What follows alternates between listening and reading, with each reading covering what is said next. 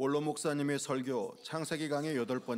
allons suivre le message délivré par le pasteur émérite intitulé Enseignement sur la Genèse, la 8e session. Chers frères et sœurs dans le Seigneur, tous les saints des églises branches et des sanctuaires locaux, les téléspectateurs de GCM et tous les enfants de Dieu qui assistent au culte en ligne. C'est la 8e session sur la Genèse. Et continuer à partir de la dernière session, je vais vous parler de cet esprit qui sont l'une des entités divisées de Dieu le Père. Je vous dis que les sept esprits sont le cœur de Dieu, mesurant les gens au regard de ce domaine. Et s'ils réussissent la mesure de cet esprit selon leur mesure de foi, des réponses sont données à leur prière. Chers frères et sœurs, c'est d'entre vous qui n'ont pas réussi de réponse à vos prières. J'espère que vous écouterez attentivement le message d'aujourd'hui et vous comprendrez pourquoi vos prières ne sont pas exaucées. J'ai également dit que le critère pour réussir n'est pas le même pour tous, mais différent selon la mesure de foi de chaque individu. C'est pourquoi les sept mesurent d'abord leur foi et les normes pour les 6 autres domaines sont fixées selon leur propre mesure de foi. La joie est le deuxième attribut qui mesure le Saint-Esprit. La joie est l'une des preuves les plus significatives que possèdent ceux qui sont sauvés. Maintenant, que dit la première mesure? C'est la foi. Je l'ai expliqué la semaine dernière. Aujourd'hui, c'est la joie. La joie est la preuve représentative de ceux qui ont été sauvés.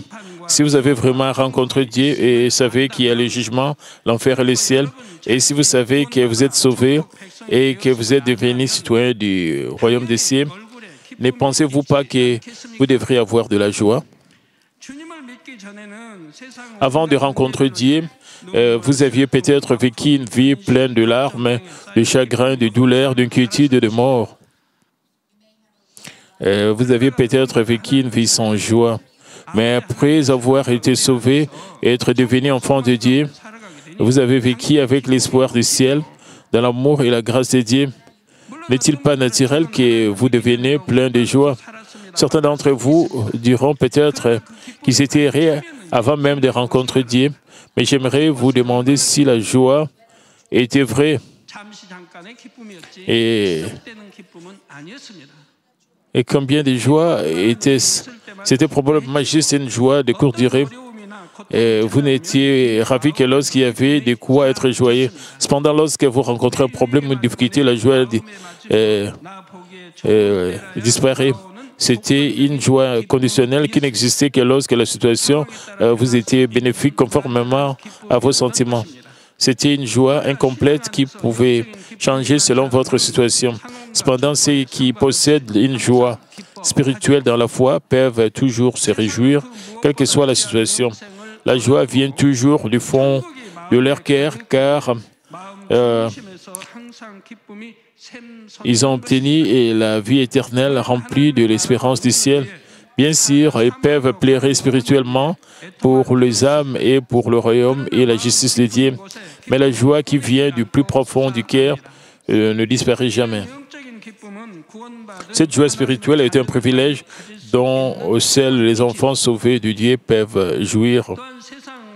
Et c'est aussi une norme qui différencie les chrétiens des autres personnes du monde.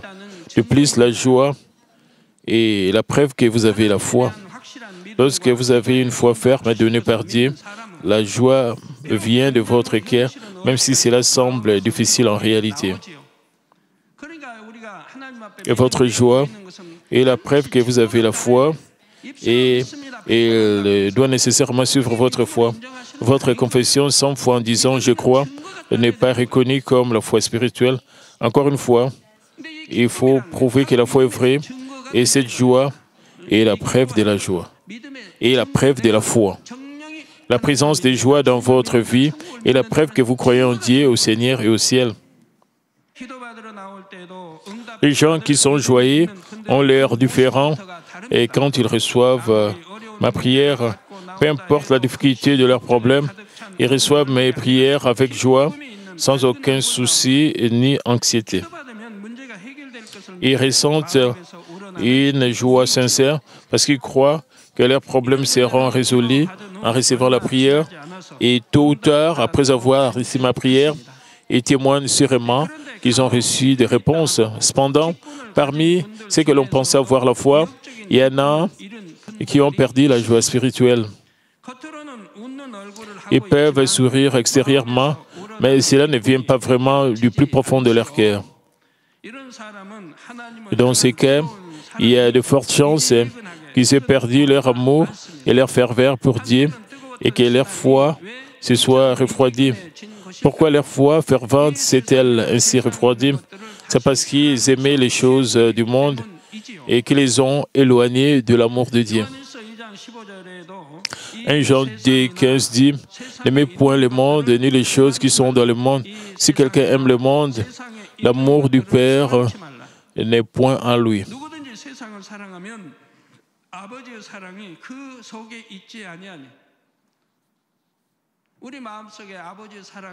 Et nos cœurs devraient être remplis de l'amour du Père, mais autant vous aimez le monde, autant l'amour du Père n'est pas en vous. Parce que vous n'aimez pas Dieu le Père, vous aimez les choses du monde, et autant vous aimez le monde, c'est la preuve que l'amour du Père n'est pas en vous. Et si vous aimez Dieu, vous abandonnerez les affaires du monde. En retranchant encore une chose, vous souhaiterez devenir comme le Seigneur. Et si vous aimez le monde et recherchez le monde, un mur de péché s'élève entre vous et Dieu, alors la joie spirituelle disparaît. Et dans ces cas, même si vous êtes chrétien depuis longtemps et que vous avez des titres, vous ne pouvez pas recevoir de réponse à vos prières, puisque vous manquez de fruits, de joie selon la mesure de votre foi. Vous ne pouvez pas dépasser ou passer la mesure de cette mesure. Chers frères et sœurs, la joie vient aussi de la paix. Vous devez d'abord être en paix avec Dieu le Père, et puis vous devez faire la paix avec vos voisins, vos prochains. De plus, si vous êtes en paix avec vous-même, la joie jaillira toujours de vous.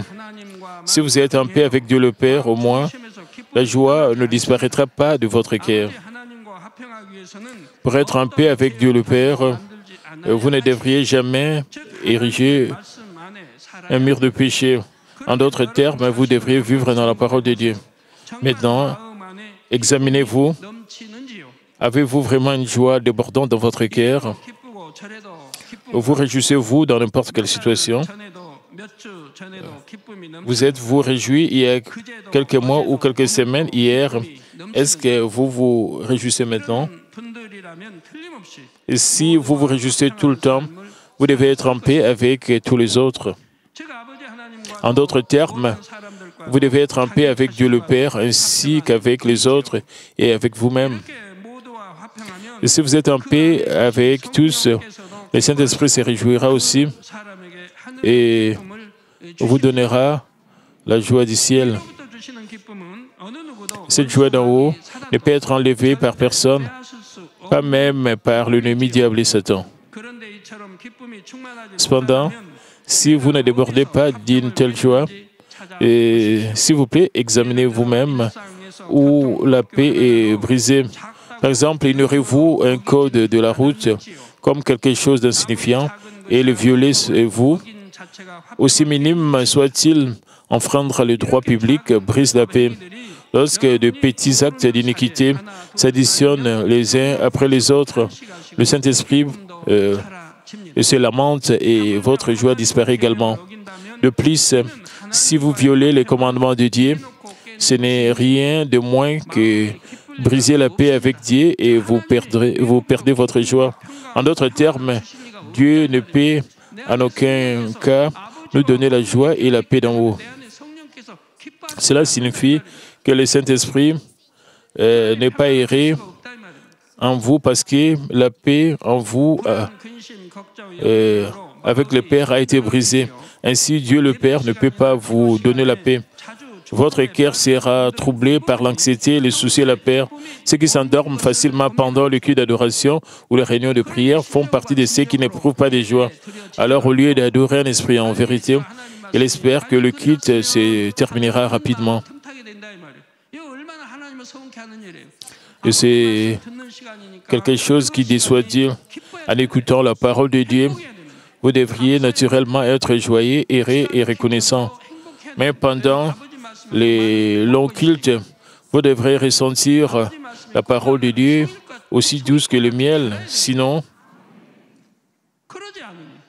à quel point Dieu serait-il déçu? Et ceux qui sont remplis de la joie du ciel écoutent avec bonheur la parole de Dieu et offrent des prières ferventes. Cependant, ceux qui ne se réjouissent pas et ne reçoivent pas la grâce lorsqu'ils entendent la parole et s'efforcent à prier. Et ainsi, leur vie chrétienne n'est pas amusante. Ils mènent habituellement une vie chrétienne. Une vie de foi peut être joyeuse et agréable. Et cependant, il y a des gens qui les savent par la connaissance et parce qu'ils savent que Dieu voit, ils vivent une vie chrétienne par sens du devoir, par force ou par habitude.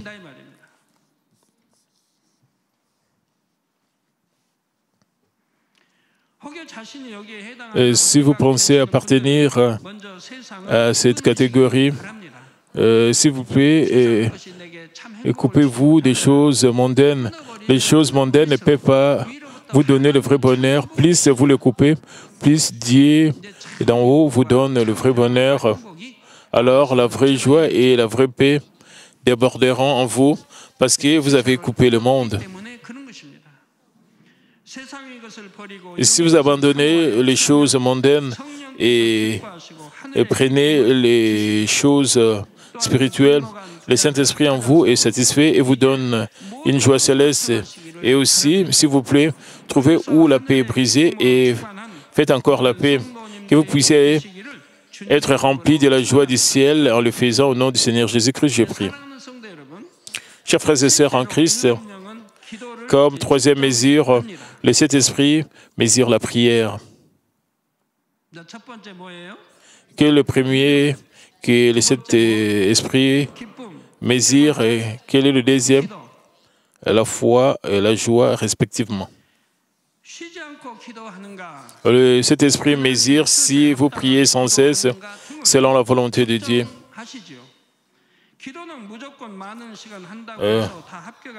Ce n'est pas parce que vous priez pendant longtemps que vous réussissez cette mesure. Même s'il s'agit d'une courte prière, vous devez la rendre appropriée selon le cœur de Dieu. Quelle prière est digne de Dieu le Père? C'est une prière que vous décidez de faire régulièrement, juste comme le Seigneur vous dit de prier sans cesse.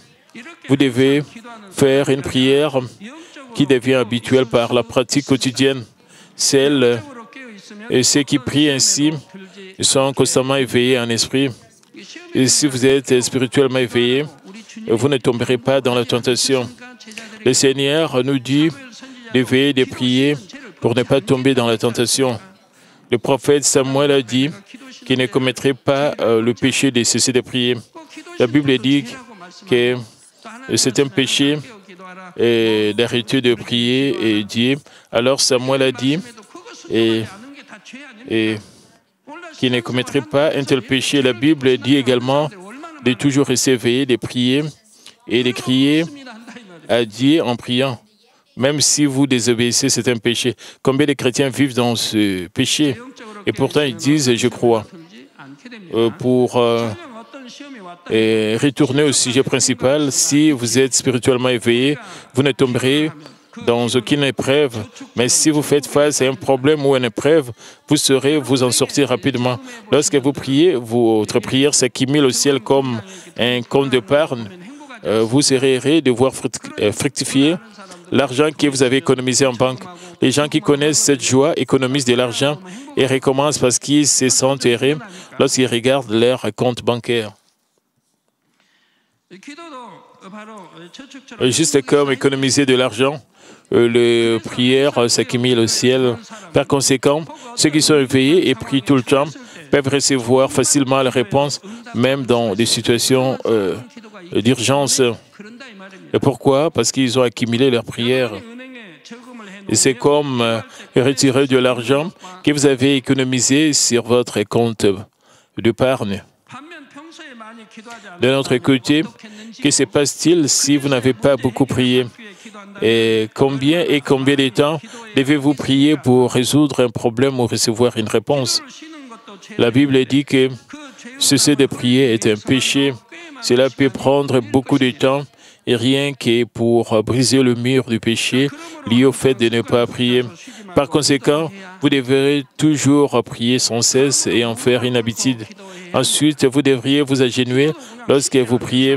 Lorsque vous priez, vous pouvez vous asseoir sur une chaise ou vous allonger. Mais pourquoi Dieu veut que vous vous agenouillez lorsque vous priez? Le Seigneur s'est également agenouillé lorsqu'il a prié et il y a de nombreuses scènes de personnes agenouillées en priant tout au long de la Bible. Alors, bien sûr, nous devons obéir à la parole, nous agenouiller et prier. Le Seigneur, le Fils de Dieu, a fait de même.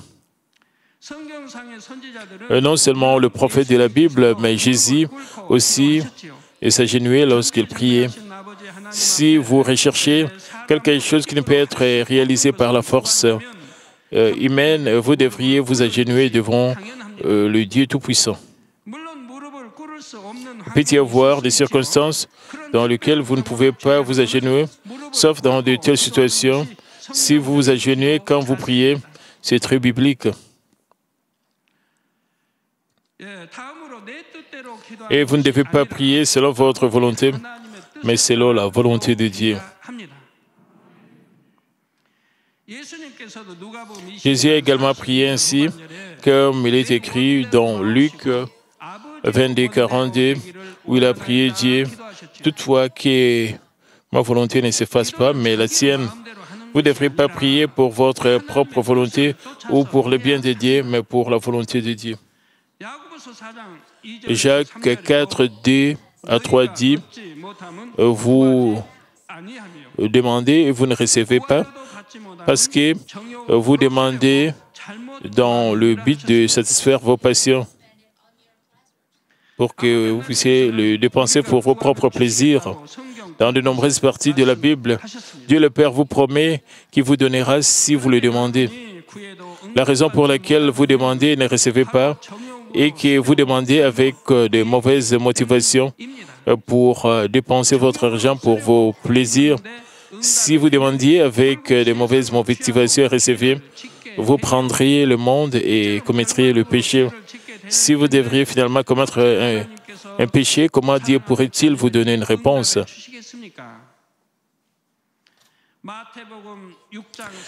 Dans Matthieu 6, 33, le Seigneur a dit « Et cherchez premièrement le royaume et la justice de Dieu, et toutes ces choses vous seront données par-dessus. »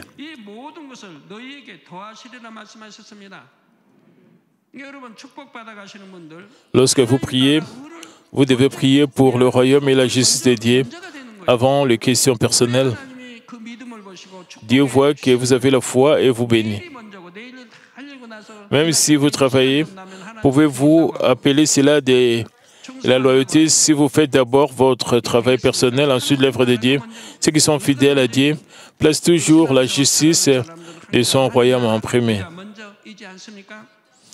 Et si vous ne recherchez pas votre propre intérêt, mais d'abord le royaume de Dieu, votre prière sera convenable aux yeux de Dieu. Ensuite, Dieu répondra à votre prière pour votre usage personnel. J'espère que vous prierez tous selon la volonté de Dieu de cette façon. Maintenant, vous devez vous écrier avec ferveur dans votre prière. Jésus a prié avec beaucoup de ferveur et sa sueur devenait comme des grumeaux de sang qui tombaient sur le sol. Même si vous ne priez pas comme lui, vous devriez au moins prier avec suffisamment de ferveur pour transpirer. C'est aussi un principe spirituel de recevoir des réponses. C'est la loi du monde spirituel. C'est la loi du monde spirituel que vous devez prier selon la volonté de Dieu le Père et non pas selon votre propre volonté.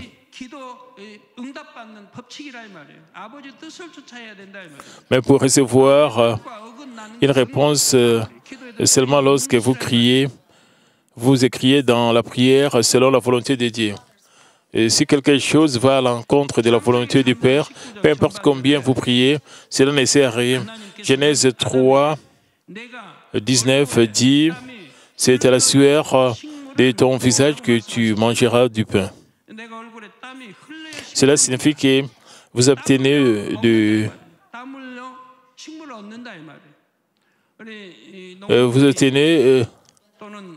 de plantes en transpirant. Tous ceux qui travaillent, qu'ils soient agriculteurs ou pêcheurs, transpirent et trouvent de la nourriture.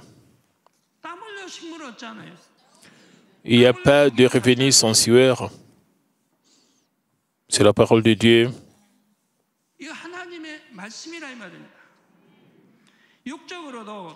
Juste comme vous devez travailler dur pour manger, afin de recevoir une réponse à votre prière doit être fervente.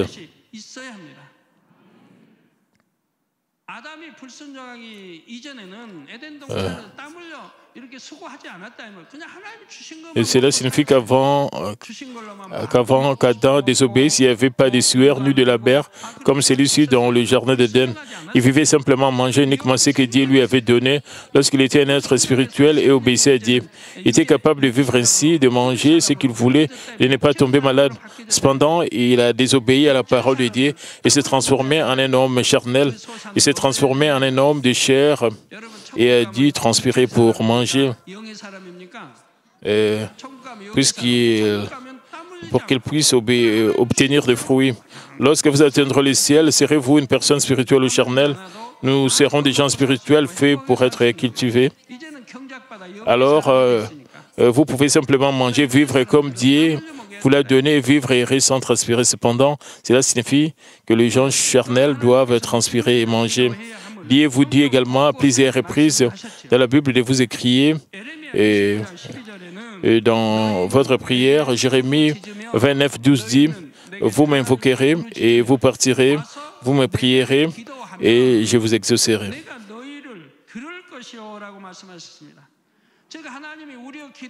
Dieu n'écoute pas simplement parce que vous priez inconditionnellement. Nos prières doivent répondre aux conditions que Dieu désire.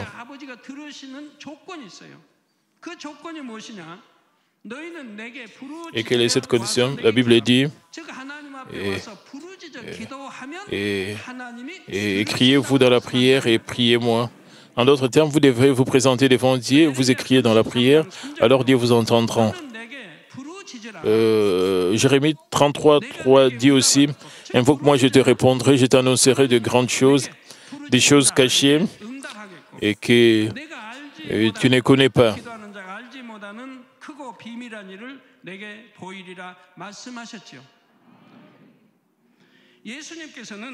Il nous dit que si nous invoquons Dieu et prions, il montrera des choses grandes et mystérieuses que nous ne connaissons pas. Jésus connaissait cette volonté, il criait fort quand il priait. Lorsqu'il ressuscitait Lazare, qui était mort depuis 4 jours, il criait d'une voix forte, « Lazare, sort !» Lazare était déjà mort. Cela faisait 4 jours qu'il avait été enterré et qu'il y avait déjà une odeur de pourriture. Lorsqu'une personne meurt, l'odeur commence à se dégager même après seulement 1 jour. Ainsi, tous les trous du corps sont bouchés parce que de l'eau pourrie sort. Pourquoi le Seigneur a-t-il dit « Priez à haute voix sur ces cadavres » ? Il est déjà mort depuis 4 jours. Alors, ne serait-il pas acceptable de simplement prier tranquillement? Il aurait suffi que les gens rassemblés là l'entendent. Cependant, la Bible dit que le Seigneur a crié d'une voix forte, « Lazare sort !» Même lorsqu'il fut pendu sur la croix, il cria d'une voix forte dans sa prière. Le Seigneur était très épousé. Plusieurs fois par nuit, le Seigneur était traîné par les principaux sacrificateurs et le roi Hérode, affamé, flagellé et ridiculisé et souffrait de toutes sortes d'épreuves. N'était-il pas épuisé? Il a été de nouveau fouetté, saigné, a été crucifié et a escaladé la colline de Golgotha. Et d'innombrables personnes l'ont ridiculisé et se sont moquées de lui. De plus, le Seigneur est resté accroché à la croix pendant plusieurs heures. Il n'avait aucune énergie du tout. Néanmoins, la Bible dit que le Seigneur a prié à haute voix devant le Père.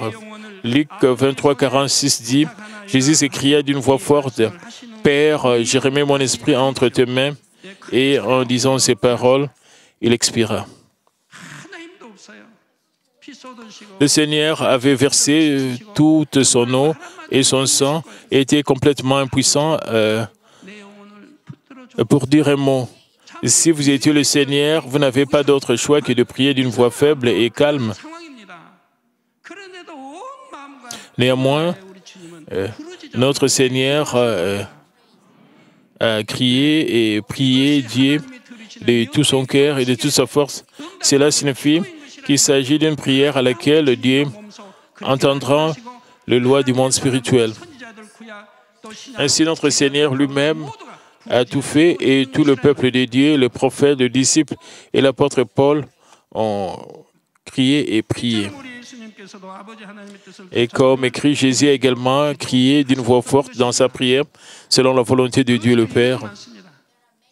Il existe bien d'autres raisons de se crier et de prier. Les anges nous écoutent prier. Ils enregistrent, ils nous observent et ils enregistrent tout ce que nous faisons. Ils entendent nos prières, les transmettre à l'archange et portent l'encens et le contenu de nos prières jusqu'au trône du Père. Mais les anges ne peuvent pas entendre lorsque nous prions dans notre cœur. Ainsi, nous devons nous écrier et prier, parce que Dieu connaît notre cœur intérieur. Il écoute même si nous prions uniquement avec notre Père. Cependant, il n'écoute pas toutes les prières d'1 milliard d'âmes. Les anges délivrent le contenu et le parfum de ces prières. Les archanges reçoivent cette prière des anges et la placent dans un pot doré et sur le trône de Dieu le Père. Pour cette raison, nous devons prier à haute voix et vaut mieux s'écrier dans la prière. Ensuite, vous devez prier du fond de votre cœur. Vous devrez prier du centre de votre cœur. C'est parce que Dieu regarde votre cœur et non votre apparence extérieure. La prière du plus profond de votre cœur consiste à prier avec vos lèvres pour ce que vous souhaitez vraiment dans votre cœur. Cela signifie prier avec vos lèvres ce que vous désirez vraiment de votre cœur. Alors, y a-t-il des gens qui prient même si leur cœur ne veut pas ce qu'ils demandent dans la prière? Oui, il y en a. Surtout lorsqu'elles prient pour le royaume de Dieu et sa justice. Certaines personnes prient formellement, répétant le même contenu dans leur prière. Ils ont toujours un cœur qui blâme et déteste les autres, alors qu'ils répètent dans leur prière. Et s'il te plaît, laisse-moi garder la paix avec les autres. Enfin, de faire la paix avec les autres, ils doivent d'abord s'échanger eux-mêmes. Si vous souhaitez que les autres changent alors qu'ils ne changent pas du tout, ce n'est pas qu'ils veuillent vraiment être en paix avec les autres. Par conséquent, peu importe combien de fois ils prient, laisse-moi être en paix avec les autres. Ce n'est pas une prière véridique venant de leur cœur profond. Il en va de même avec la prière pour le royaume de Dieu. Peu importe à quel point vous semblez extérieurement et avec fluidité vous priez, ce que Dieu le Père regarde, c'est la véracité au plus profond de votre cœur. Enfin, vous devez prier avec foi et amour. Jacques 1, 6, 7 dit, mais qu'il la demande avec foi sans douter, car celui qui doute est semblable au flot de la mer, agité par le vent et poussé de côté d'autre. Qu'un tel homme ne s'imagine pas qu'il recevra quelque chose du Seigneur. Prier avec incertitude n'apporte pas toujours de réponse claire ou immédiate de la part de Dieu. Si vous priez en pensant, puis-je vraiment recevoir une réponse? Et si je ne peux pas, alors vous ne pouvez pas recevoir de réponse. Vous devrez vraiment croire que Dieu, qui est vivant, vous répondra. Vous devrez également prier avec amour pour Dieu. Lorsque vous priez pour votre Église et vos âmes, si vous priez vraiment avec amour pour l'Église et les âmes, votre prière se transformera en un encens vraiment magnifique. La prière sans foi et sans amour ne peut pas devenir l'encens que Dieu peut recevoir. Par conséquent, même si vous priez pendant un court instant, vous devez prier avec foi et amour. Jusqu'à présent, je vous ai dit, c'est que le Saint-Esprit vérifie lorsqu'il mesure votre prière. Lorsque le Saint-Esprit mesure un seul domaine, comme la foi, il vérifie beaucoup de choses. Il ne vérifie pas seulement si vous priez ou non, ou combien d'heures vous priez. Par la parole de Dieu comme norme, il mesure correctement tout, depuis votre attitude jusqu'à votre caractère. Pensez-vous que les conditions pour que la prière soit exaucée sont strictes et difficiles? Il n'y a rien de difficile. Comptez-vous votre respiration? Par exemple, combien de fois vous respirez en une minute? Respirez-vous en passant à la façon de respirer? Lorsque vous mangez, pensez-vous à la façon dont vous prenez votre repas? Cela comporte de nombreuses étapes comme prendre la fourchette, placer la nourriture dans la bouche et la mâcher. Y a-t-il des gens qui ne mangent pas parce que le processus est compliqué? Une fois que cela devient une habitude, vous devez juste le faire. Et si vous faites de cela l'habitude de prier, comme expliqué ci-dessus, et cela deviendra alors naturel pour vous de le faire, ce n'est pas du tout difficile.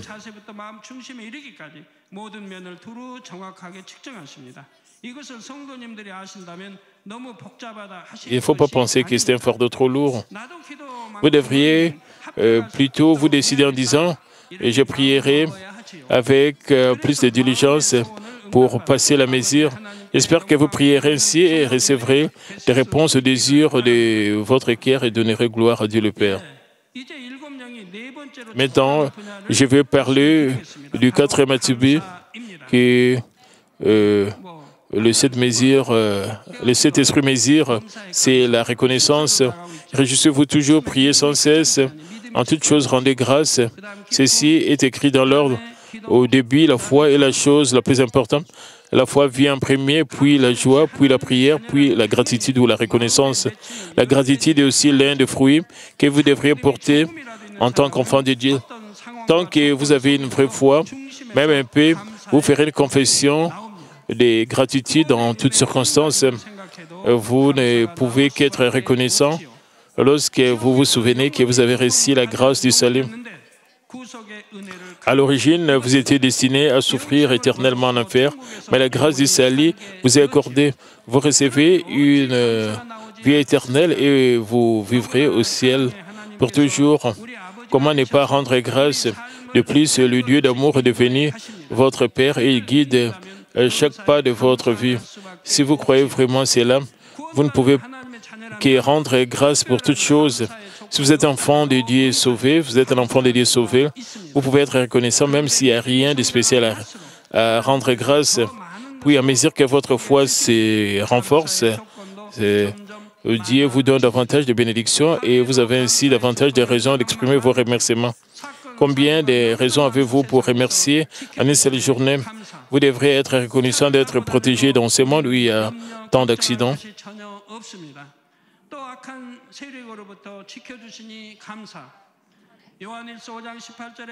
Nous sommes protégés de plusieurs accidents et même de méchants. 1 Jean 5, 18 dit, « Nous savons que quiconque est né de Dieu ne pêche point, mais celui qui est né de Dieu se garde lui-même et le malin ne le touche pas. Êtes-vous né de Dieu ou du diable? Vous aimeriez dire que vous êtes né de Dieu. Le verset dit que quiconque est né de Dieu ne pêche pas. Vous qui êtes né de Dieu et ne commettez jamais de péché.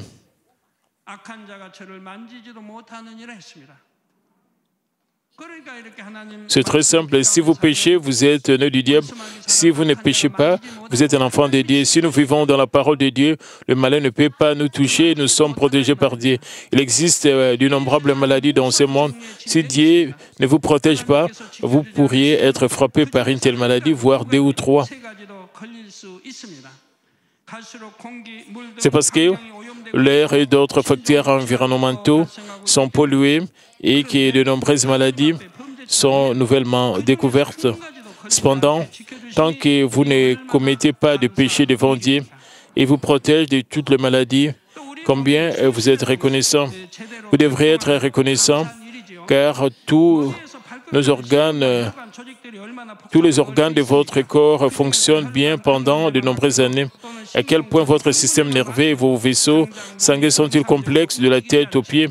Si un seul vaisseau sanguin est obstrué ou si une seule cellule nerveuse devient engourdie, votre corps ne fonctionne plus correctement en un instant. Cependant, la plupart d'entre vous n'êtes jamais allé à l'hôpital depuis des années, voire des décennies. Dieu vous a protégé et vous êtes resté en bonne santé. Il y a beaucoup de gens riches qui ne reçoivent pas de guérison, mais même s'ils sont guéris d'une maladie, ils peuvent être frappés par une maladie. Souvent, la maladie dont ils pensaient être guéris se reproduit. Cependant, ceux d'entre vous qui vivent selon la parole de Dieu ne craignent pas de tomber malade. Combien vous êtes reconnaissants? Même si une maladie vous envahit, vous savez bien comment être guéri par Dieu. De plus, cette Église a la puissance de Dieu qui peut guérir toutes sortes de maladies incurables. Vous pouvez être guéri par Dieu le Père en recevant la prière pour le malade sans frais de traitement coûté à l'hôpital. Est-ce limité aux seules maladies?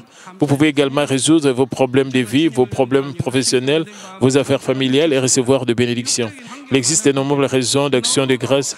Depuis que j'ai accepté le Seigneur, je suis plein de gratitude dans mon cœur. Il y a eu des moments où j'étais pauvre et troublé. Depuis que j'ai fondé cette Église, j'ai surmonté de nombreuses difficultés que d'autres pensaient impossibles à surmonter. Cependant, les remerciements dans mon cœur sont devenus de plus en plus grands. Et comment est-ce possible? C'est parce que l'action de grâce du fond du cœur fait naître d'autres grâces. Je cherche toujours des raisons d'action de grâce et je fais des prières de remerciement à Dieu le Père. Non seulement une prière de remerciement, mais aussi des offrandes de remerciement à Dieu. En plus des offrandes de remerciement régulières, je recherche une raison particulière pour remercier. Je donne des offrandes de remerciement à Dieu. Parce que j'aime toujours trouver les conditions de la gratitude et être reconnaissant. Ainsi, ma joie ne s'arrête jamais. Ensuite, Dieu le Père me donne constamment des bénédictions, notamment financières, et des grâces pour lesquelles je ne peux m'empêcher d'être reconnaissant. Par conséquent, j'espère que vous serez également reconnaissant pour tout. Quelles que soient les difficultés auxquelles vous faites face en ce moment, soyez simplement reconnaissant et foi en Dieu. J'espère que vous passerez le standard de cet esprit de Dieu.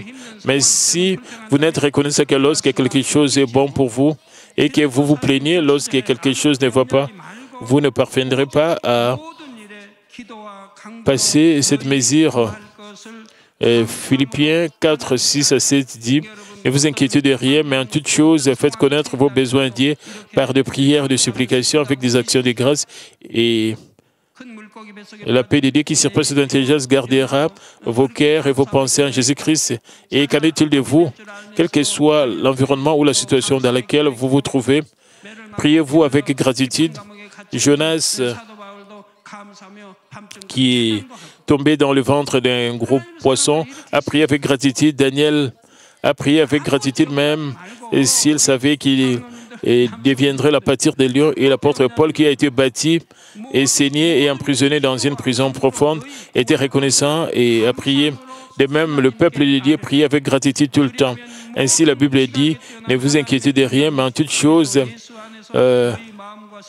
faites connaître vos besoins à Dieu par des prières et des supplications. Donc, s'il vous plaît, gardez ces paroles à l'esprit, en particulier les anciens et les frères dans le Seigneur.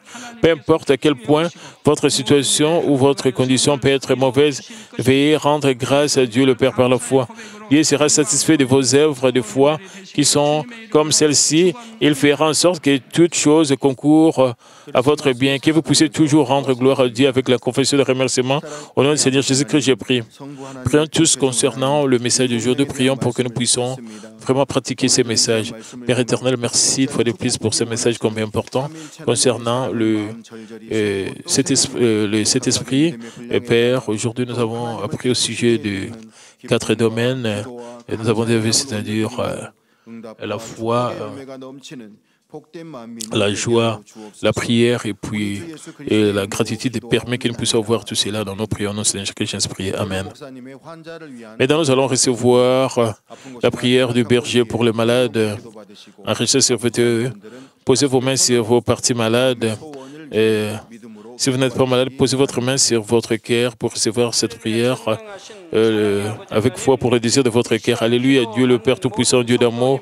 S'il te plaît, pose sa main sur tout le croyant qui reçoit cette prière maintenant.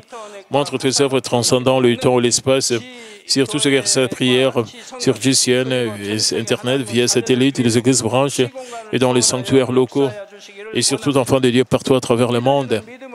Donne-leur la foi de croire du fond de leur cœur, chasse leurs pensées négatives et leurs doutes. Du pied jusqu'à la tête, le parties internes, les jointures, le tissu, les cellules, quel que soit le parti malade, consume-les avec le feu du Saint-Esprit et avec les lumières originelles. Au nom de Jésus-Christ, j'ordonne à l'ennemi diable et Satan et toutes sortes de maladies, germes, virus et infirmités, et quittez-les, que la lumière brille. S'il te plaît, consume toutes leurs maladies en phase terminale et les maladies incurables avec le feu du Saint-Esprit. Et chasse toutes les maladies endémiques, y compris la malaria, toutes les maladies contagieuses telles que le rhume, la grippe et la fièvre. Quittez-les, protège-les de toutes sortes de germes et de virus. Guéris-les de tout ce qui est cancer d'estomac, de poumons, de seins, d'intestin, sida, leucémie, apoplexie cérébrale, hypertension et hypotension, diabète, problèmes de thyroïde, de cœur, de poumons, maladies des femmes et toutes sortes d'inflammations. Et quittez-les. Et guéris-les de tout ce qui est polio, AVC, arthrite, hernie discale, douleur dorsale, maux de tête, névralgie, toutes sortes de douleurs puissent disparaître. Épilepsie, autisme, dépression, névrose, autres maladies mentales. Et quittez-les. Et toutes sortes de paralysies soient guéries, que les paralytiques s'élèvent et marchent, que les yeux puissent bien voir, les oreilles puissent bien entendre, les aveugles voient, que les muets parlent, que les sourds entendent. Guéris-les de tout ce qui est fait secondaire, de toutes sortes d'accidents, et guéris leurs os fracturés. Restaure tout ce qui est brûlé et permet que la station de chaleur puisse disparaître. Et Père, permet qu'il n'y ait pas de cicatrices qui restent. Sois purifié de toute dépendance à la drogue, à l'empoisonnement, aux mauvaises substances. Que le tissu mort, le cellules mort soit régénéré, ramène le mort à la vie. Et donne à tes enfants la bénédiction de la conception. Recevez la bénédiction de la conception. Au nom de Jésus-Christ, j'ordonne à l'ennemi diable et Satan, les principautés de la puissance de l'air, les mauvaises forces dans le lieu céleste, et leurs serviteurs, quittez-les. Et quittez-les, esprit impur, esprit faux et trompeur, esprit de séparation, et toutes sortes, toutes les forces des ténèbres. Ce qui est chaîne de méchanceté soit brisé. Ténèbres, quittez-les, que la lumière brille.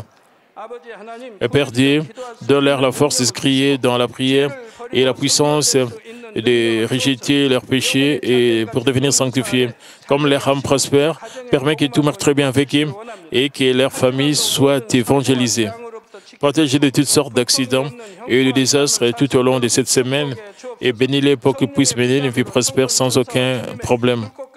Avec le fer don du Saint-Esprit, l'armée céleste et les anges, et avec tes yeux enflammés, protège tous tes enfants, leurs familles, et leurs lieux de travail et leurs affaires.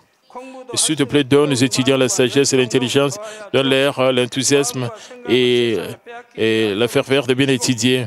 Père, permets qu'ils puissent parler leur cœur dans des choses mondaines, permets qu'ils puissent t'aimer avec plus de ferveur, que tes enfants mangent ou boivent ou dans tout ce qu'ils feront, et Père, qu'ils puissent te glorifier, Père Dieu. Qu'il soit capable de témoigner au sujet du Dieu vivant en disant « J'ai rencontré, expérimenté Dieu, j'ai reçu ses réponses et ses bénédictions. » Père Dieu, merci. Sois glorifié toi seul. Au nom de notre Seigneur Jésus-Christ, j'ai ainsi prié. Amen.